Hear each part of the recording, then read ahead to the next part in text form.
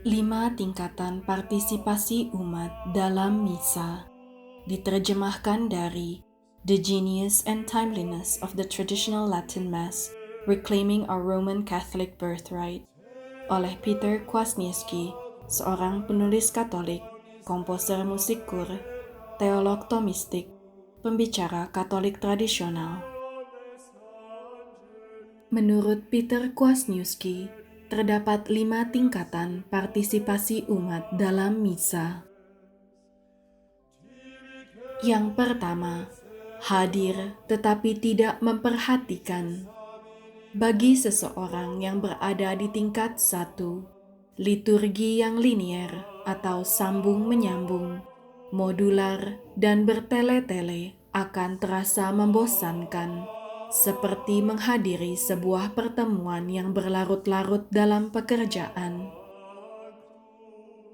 Orang seperti ini perlu memusatkan perhatiannya agar dapat menangkap sesuatu yang luar biasa dan unik dalam liturgi yang tampak aneh dan membingungkan untuk membuka pikiran mereka, sehingga menanamkan benih ketidaknyamanan yang membuat mereka mengingat hal yang tidak biasa itu. Yang kedua, mendengar dan memahami kata-kata. Seseorang yang berada pada tingkat 2, Traditional Latin Mass atau TLM, memberikan tantangan dan kesempatan. Ritus ini mendorong umat untuk berperan lebih aktif dalam memahami apa yang dikatakan dalam liturgi, sehingga mereka yang menghadiri liturgi Latin seringkali mengetahui lebih banyak mengenai teks liturgi karena dipaksa untuk lebih berusaha untuk memahaminya daripada orang-orang yang menghadiri ibadah vernakular atau Novus Ordo yang tidak mengetahui teks yang mereka gunakan meskipun lebih mudah dipahami. Perlu dijelaskan bahwa hanya dengan mendengar dan memahami kata-kata atau sekedar mendengar dan tidak memahami kata-kata belum disebut sebagai tindakan berdoa.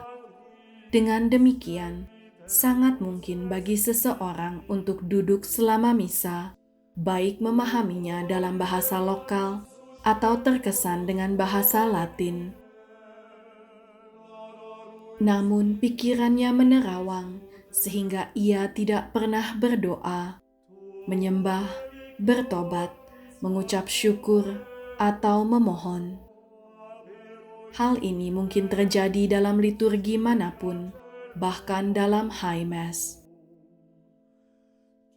Yang ketiga, mengaitkan liturgi sebagai tindakan penyembahan, menyembah, bertobat, mengucap syukur dan memohon.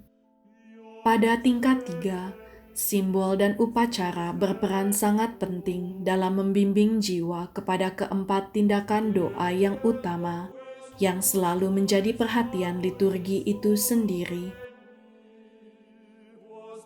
Contoh jelas, mungkin seseorang akan terdorong untuk menyembah Tuhan dalam Ekaristi Kudus dan memeriksa batinnya dengan penyesalan sebelum menerima komuni. Jika hosti dihormati dengan upacara yang megah, sambil membungkuk, berlutut, pendupaan, berdiri menghadap timur atau altar, atau ad orientem, pengangkatan kasula, lonceng yang dibunyikan terus-menerus, tata gerak akolit atau pelayan altar yang teratur, dan lain sebagainya. Seseorang mungkin merasa terprovokasi dengan penghormatan semacam itu yang sama sekali tidak melibatkan kata-kata yang terdengar. Akan jauh lebih sulit bagi seseorang untuk menganggap objek atau Ekaristi Kudus yang menerima perhatian yang sungguh-sungguh dan pengabdian secara intens itu bukanlah masalah besar, atau bagi orang itu untuk maju dan menerimanya tanpa berpikir panjang. Yang keempat, menggabungkan pemahaman dan penyembahan. Tingkat 4 akan menjadi ideal dalam keadaan normal.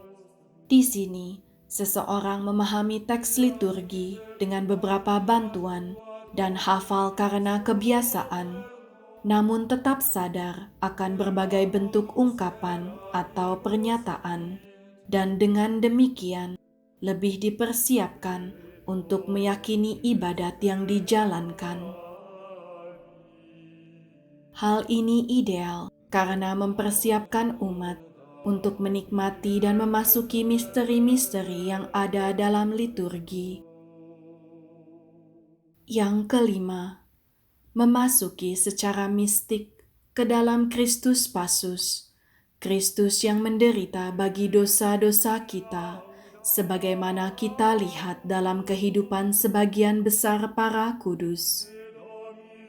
Ini sesuai dengan tingkat 2, 3, atau 4, tetapi melampaui mereka dalam hal-hal yang tidak dapat dirancang maupun dijelaskan dengan kata-kata.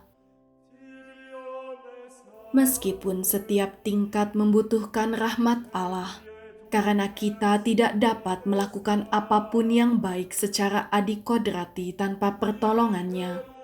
Tingkat 5 menunjuk pada peristiwa di mana liturgi membuka kesempatan untuk kontemplasi. Ketiadaan kontemplasi itu tidak untuk disesali karena tidak diharapkan, dan di sisi lain itu melampaui lingkup tindakan liturgis. Ada beberapa kisah dari para kudus yang mengalami ekstasi selama misa, namun tidak selalu saat imam sedang mempersembahkannya.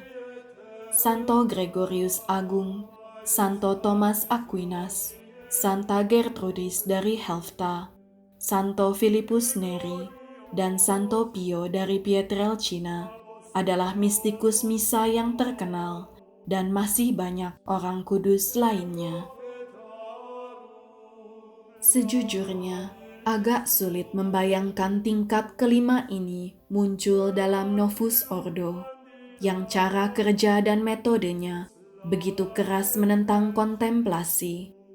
Tingkat ketiga juga tidak mudah untuk dialami, dan kekurangan ini mengancam tingkat keempat. Dan tingkat kedua pun diambil alih oleh Novus Ordo, karena kesederhanaan dan bahasa setempat yang digunakan membuatnya sangat mudah dipahami umat. Hal yang sering terjadi dalam keluarga ketika anak-anak bertanya, "Sudahkah kita mengucap syukur?" Padahal ungkapan syukur baru saja diucapkan. Kesimpulan, meskipun tampak mengejutkan, tujuan dibentuknya Novus Ordo cenderung untuk memfasilitasi, bukan kepada partisipasi umat secara penuh, sadar dan aktual, namun sebaliknya. Mereka hadir tetapi tidak memperhatikan, seperti yang disebut pada tingkat 1. Di sisi lain, ada alasan mengapa umat Katolik menemukan 4 tindakan doa di tingkat 3 yang lebih alami dan spontan pada ritus kuno atau Traditional Latin Mass. Mengapa pengetahuan mereka tentang teks liturgi atau tingkat 2 cenderung lebih baik? Karena mereka perlu lebih memperhatikan dan berusaha jika ingin memahaminya, dan pantas jika ritus kuno ini dapat mempersiapkan para mistikus besar dalam misa untuk menerima karunia kontemplasi dari Tuhan atau tingkat 5. Liberame Domine Jesu Christe, ab omnibus iniquitatibus meis, et universis malis, facme tuis semper inherere madatis et ate, numquam separari permittas. Bebaskan aku Tuhan Yesus Kristus dari semua kesalahanku dan dari yang jahat, Bimbing aku untuk selalu berpegang teguh pada perintah-perintah-Mu, dan jangan biarkan aku terpisah dari-Mu.